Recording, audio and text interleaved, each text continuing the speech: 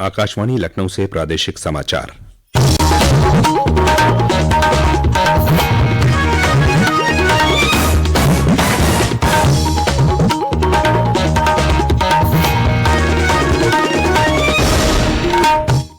मुख्य समाचार। मुख्यमंत्री योगी आदित्यनाथ ने कुवैत अग्निकांड में जान गंवाने वाले 2 कामगारों के परिजनों को 5-5 लाख रुपए की आर्थिक सहायता का चेक प्रदान किया।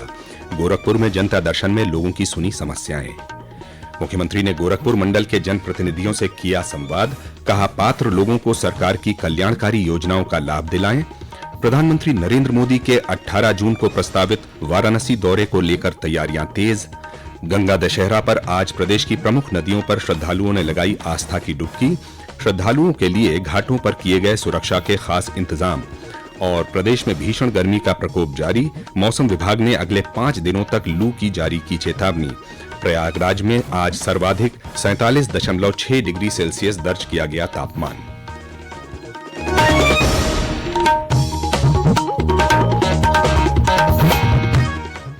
नमस्कार, प्रदेश के समाचारों के साथ मैं शोभित।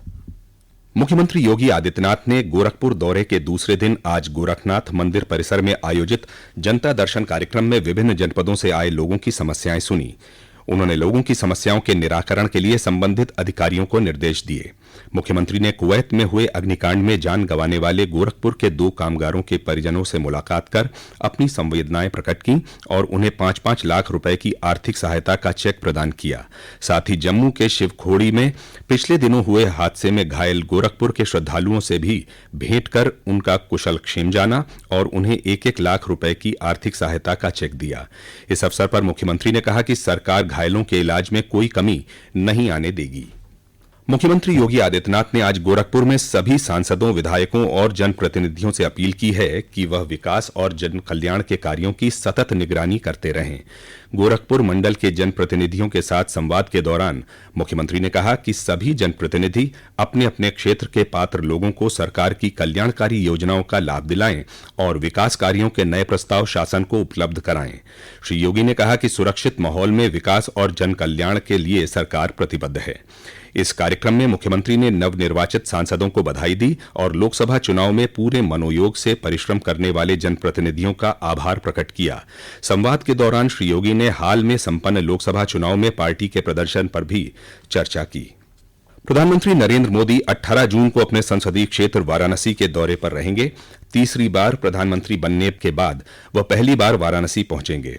इस दौरे में वह अन्नदाता किसानों से संवाद करने के साथ ही श्री काशी विश्वनाथ मंदिर में दर्शन पूजन करने के पश्चात गंगा आरती में भी सम्मिलित होंगे। भाजपा के क्षेत्रीय अध्यक्ष दिलीप पटेल ने बताया कि प्रधानमंत्री नरेंद्र मोदी किसान सम्मेलन में किसान सम्मान निधि की 17वीं किस्त किसानों के खाते में स्थानांतरित करेंगे। प्रधानमंत्री के काशी आगमन पर उनके भव्य स्वागत की तैयारियां जोर शोर से चल रही हैं। 21 जून को 10वें अंतर्राष्ट्रीय योग दिवस से पहले प्रधानमंत्री नरेंद्र मोदी ने आज सोशल मीडिया पर योग करते हुए अपना एक वीडियो साझा किया। उन्होंने लोगों से योग के लाभों के लिए योगाभ्यास करने का आग्रह किया। वीडियो में स्वास्थ्य लाभों के साथ साथ अंग्रेजी और हिंदी दोनों भाषाओं में पादहस्त आसन के बारे में जानकारी दी गई है। अंतर्राष्ट्रीय योग दिवस को लेकर प्रदेश में व्यापक तैयारियां की जा रही हैं। अमरोहा में आयुष मंत्रालय द्वारा आज कॉमन योगा प्रोटोकॉल का अभ्यास कराया गया। वहीं मेरठ में चौधरी चरण सिंह विश्वविद्यालय के खेल मैदान में 7 दिवसीय योग शिविर का शुभारंभ किया गया। इस अवसर पर विश्वविद्यालय की कुलपति संगीता शुक्ला ने कहा कि योग से शारीरिक मजबूती के साथ साथ मानसिक बल भी मिलता है। उन्होंने बताया कि इस बार योग दिवस पर नया कीर्तिमान बनाया जाएगा जो Guinness book of world record में शामिल किया जाएगा। वाराणसी में शुरू हुए योग सप्ताह के दूसरे दिन आज लोगों ने नमो घाट पर पूरे उत्साह के साथ योग किया। मथुरा के जवाहर बाग में प्रदेश सरकार के पूर्व मंत्री श्रीकांत शर्मा ने कल योग सप्ताह का शुभारंभ किया। संघ लोक सेवा आयोग की ओर से यूपीएससी सिविल सेवा 2024 प्रारंभिक परीक्षा आज कड़ी सुरक्षा व्यवस्था के बीच संपन्न हो गई। लखनऊ में 86 केंद्रों में यह परीक्षा 2 पालियों में आयोजित की गई। पहली पाली में सुबह 9:30 बजे से 11 बजे तक और दूसरी पाली में दोपहर 2:30 बजे से 4:30 बजे तक परीक्षा चली। ये समाचार आप आकाशवाणी लखनऊ से सुन रहे हैं। ताज़ा समाचार जानने के लिए आप हमारी वेबसाइट newsonair.gov.in पर लॉगिन कर सकते हैं। इसके साथ ही आप प्रादेशिक समाचारों का ये बुलेटिन हमारे YouTube channel news on AIR Lucknow पर भी सुन सकते हैं। गंगा दशहरा के अवसर पर आज श्रद्धालुओं ने पवित्र नदियों में स्नान कर दान पुण्य किया। ऐसी मान्यता है कि आज ही के दिन मां गंगा का पृथ्वी पर अवतरण हुआ था। प्रदेश में प्रयागराज, वाराणसी, कानपुर, गाजीपुर, फर्रुखाबाद व गढ़मुक्तेश्वर में गंगा स्नान के लिए श्रद्धालुओं की भारी भीड़ उमड़ी। प्रशासन ने लोगों की सुरक्षा के लिए व्यापक प्रबंध किए हुए हैं। नदी के घाटों और तटों पर खास निगरानी रखी जा रही है। मुख्यमंत्री योगी आदित्यनाथ ने गंगा दशहरा के अवसर पर प्रदेशवासियों को शुभकामनाएं दी हैं। गंगा दशहरा के मद्देनजर सुरक्षा व्यवस्था बढ़ा दी गई है और पुलिस नदी के तटों और घाटों पर खास निगरानी रख रही है। घाटों पर विशेष पुलिस बल और गोताखोरों की तैनाती की गई है। अमरोहा, मेरठ, कानपुर, फर्रुखाबाद, प्रयागराज, गाजीपुर और बलिया जैसे प्रमुख शहरों में गंगा नदी के घाटों पर सुबह से ही हजारों श्रद्धालु उमड़ने लगे हैं। वाराणसी में देश भर से स्नान करने पहुंच रहे श्रद्धालुओं के लिए सभी 84 घाटों पर खास इंतजाम किए गए हैं। गंगा दशहरा को गंगावतरण भी कहा जाता है क्योंकि ऐसी मान्यता है कि इसी शुभ दिन पृथ्वी पर गंगा जी का पवित्र अवतरण हुआ था। सुशील चंद्र तिवारी, आकाशवाणी समाचार, लखनऊ। कन्नौज के मेहंदी घाट पर गंगा दशहरा के अवसर पर national mission for clean Ganga के तहत भारतीय वन्य जीव संस्थान देहरादून के तत्वाधान में गंगा प्रहरियों ने जागरूकता अभियान चलाया। इस दौरान लोगों को कपड़े, पॉलिथीन, प्लास्टिक, कूड़ा आदि गंगा में न डालने के लिए जागरूक किया गया। देश में नए आपराधिक कानून 1 जुलाई से लागू हो जाएंगे। इसके तहत भारतीय न्याय संहिता 2023 में महिलाओं और बच्चों के खिलाफ अपराधों में कड़ी सजा का प्रावधान किया गया है। 18 वर्ष से कम उम्र की लड़कियों के खिलाफ अपराध के लिए गंभीर दंड का प्रावधान है, जिसमें सबसे जघन्य कृत्यों के लिए आजीवन कारावास या मौत की सजा शामिल है। BNS की धारा 95 के तहत बच्चों का शोषण दंडनीय अपराध है। ऐसे लोग जो बच्चों को आपराधिक गतिविधियों के लिए नियोजित करते हैं या उन्हें काम पर रखते हैं, वे दंड के पात्र हैं। कानून यह सुनिश्चित करता है कि ऐसे उद्देश्यों के लिए बच्चों को काम पर रखने या नियोजित करने वाले व्यक्ति को सजा मिले। भारतीय न्याय संहिता 2023 की धाराएं 96, 98 और 99 वैश्यावृत्ति के लिए बच्चों की खरीद फरोख्त को दंडनीय बनाती है।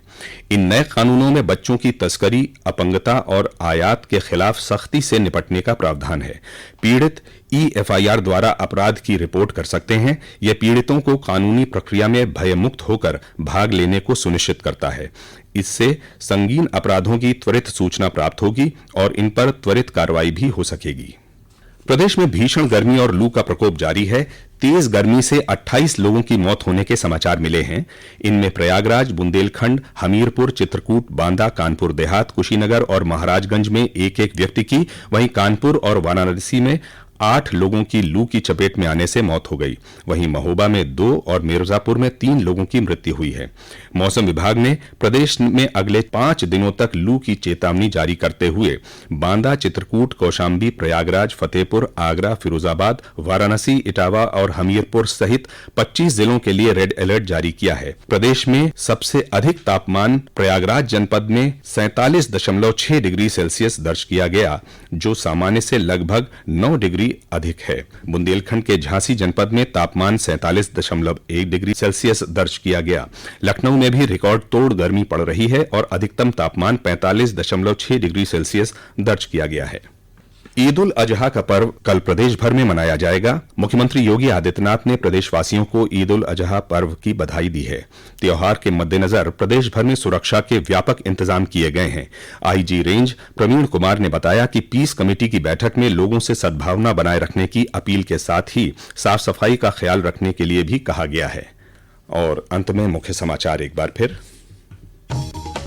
मुख्यमंत्री योगी आदित्यनाथ ने कुवैत अग्निकांड में जान गंवाने वाले 2 कामगारों के परिजनों को 5-5 लाख रुपए की आर्थिक सहायता का चेक प्रदान किया। गोरखपुर में जनता दर्शन में लोगों की सुनी समस्याएं। मुख्यमंत्री ने गोरखपुर मंडल के जनप्रतिनिधियों से किया संवाद, कहा पात्र लोगों को सरकार की कल्याणकारी योजनाओं का लाभ दिलाएं।